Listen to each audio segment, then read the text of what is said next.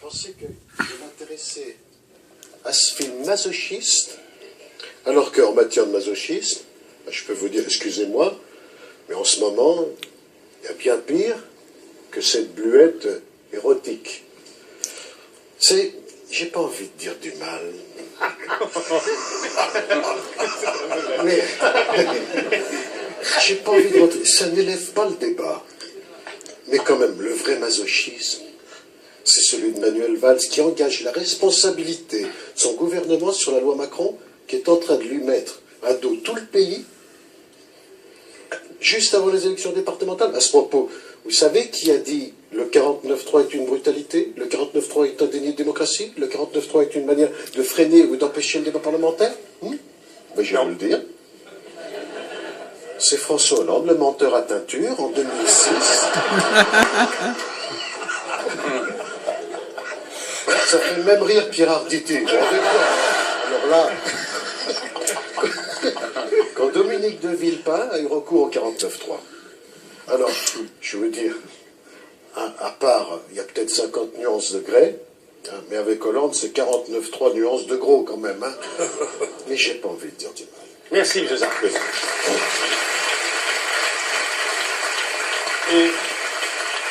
Et vous, Dominique Strauss-Kahn? Je pense à ma femme,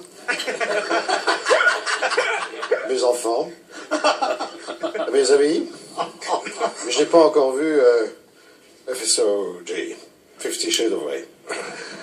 Parce qu'en ce moment, j'ai d'autres chats à foutre, d'autres chats à fouetter.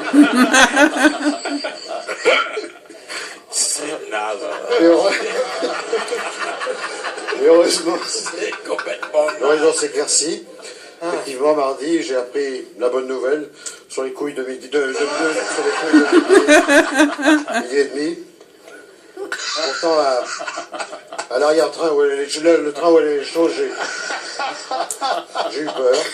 Je voulais vous le dire, j'ai eu peur de me retrouver derrière des barreaux comme à New York et de revivre 50 nuances de gris. C'est vrai que je suis rude. Je suis raide, je suis rude, je suis rude. Je ne fais pas de nuances quand je me présente à une demi-liberté. Je pense à Susan la ventouse, Mimi l'abricot fendu, et cette russe, Vagina Turlutova, qui fait des trucs énormes.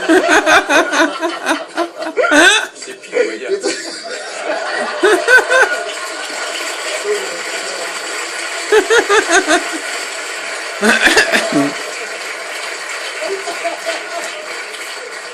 Toutes ces épreuves que j'ai traversées auront un avantage. Je vais instaurer une loi. Après la loi Macron, la loi Macron. Et je vais même utiliser le 69.3 pour la faire passer. Bon, faut que je me relaxe.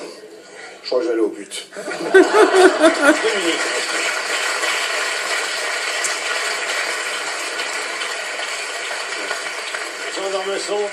Jean d'Ormesson, vous voulez revenir sur l'affaire Strauss-Kahn? Oui, car, effectivement, car toute cette histoire me rappelle une œuvre de l'écrivain britannique Oscar Wilde, que j'ai très bien connu.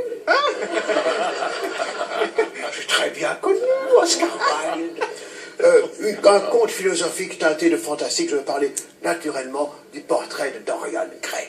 Eh bien, le parallèle, l'analogie avec l'affaire DSK sont saisissants, n'est-ce pas? Car enfin, ce qui frappe dans cette histoire, c'est ce personnage accusé de choses terribles depuis des années et qui toujours parvient à s'en sortir. D'ailleurs, un récent sondage dans le Figaro le crédite encore de bonnes opinions. 79% des Français pensent qu'il aurait fait un meilleur président que François Hollande. Enfin, vous admettrez qu'il y a là quelque chose d'extrêmement extravagant. Il y a matière à un livre dont j'ai trouvé le titre, 50 nuances de graveleux. Merci, Jean. Alors, quand on parle de culture, j'appelle évidemment Fabrice Lucchini. Non, il y a du très lourd, là, déjà. La Pierre Arditi, énorme, énorme. Dernier acteur de gauche. C'est énorme. Mais on est là pour parler culture, on va relever le niveau. M. Pokora a dit. M. Pokora dit on danse, chaque jour qui se lève est un jour de chance, on danse, comme si c'était notre dernière chance. Et là, bien sûr, je parle de l'événement culturel, Michel, de ce mois de février, la sortie du nouvel album de Matt Pokora, RED, R-E-D, c'est l'acronyme de rythme extrêmement dangereux. Rythme extrêmement dangereux. Le danger extrême, c'est pas de dessiner des caricatures de Mahomet, c'est pas de se battre à Kobané, c'est de chanter « On danse !» comme si c'était notre dernière chance. Notre dernière chance de quoi? Alors on se demande forcément. Notre dernière chance d'emballer la petite de la compta avec les gros seins. Notre dernière chance de se faire un claquage à force de se démener comme un zouave sur la piste de danse. On ne sait pas. Parce que là, ça devient abstrait. C'est du Thomas Bernhardt. Il réinvente des évidences. C'est énorme, c'est génial. C'est du Matt Pokora.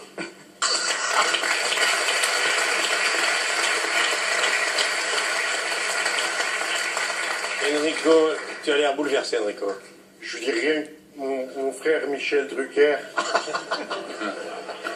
Rien que de te voir à toi, ça m'illumine le cœur.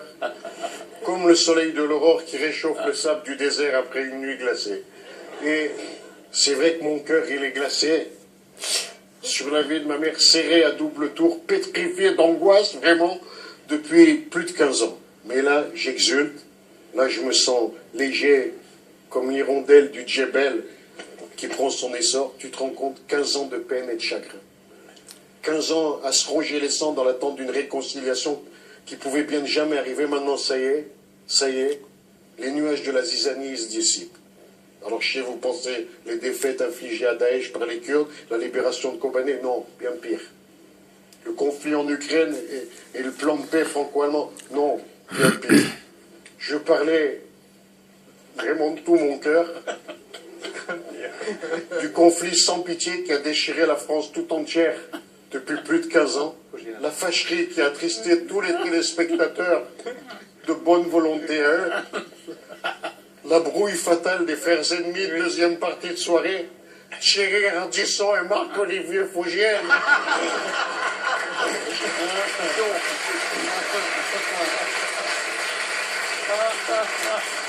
Ça devenait insupportable, vraiment, on est tellement heureux. Ils ont tellement apporté par l'intelligence de leurs questions, du genre, vous n'avez pas l'impression d'être ringard, ou alors, est-ce que sucer s'est trompé? Ça nous manquait tellement de voir ces deux cerveaux se retrouver.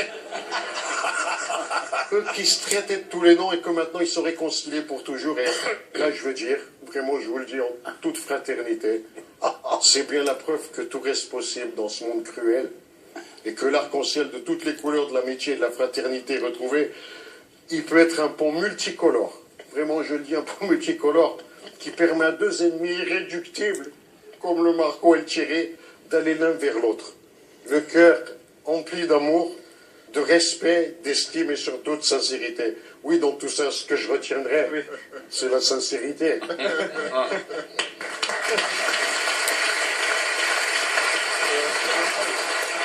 Et Johnny, comment va Johnny? Bonjour, c'est Johnny. Je suis inquiet parce que j'ai entendu dire que 2014 avait été une année catastrophique à cause des émissions de CO2. Je ne sais pas qui c'est, ce CO2.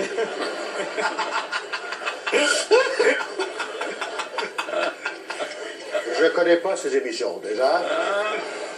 Et moi, je connais que les émissions de Michel Drucker. Mais les émissions de CO2, non. Mais je ne suis pas prêt d'y aller dans les émissions de CO2, parce qu'il paraît que c'est dangereux. Laurent Gérard. Alors, l'actu de Laurent. Réservez déjà votre 2 décembre, il s'annonce.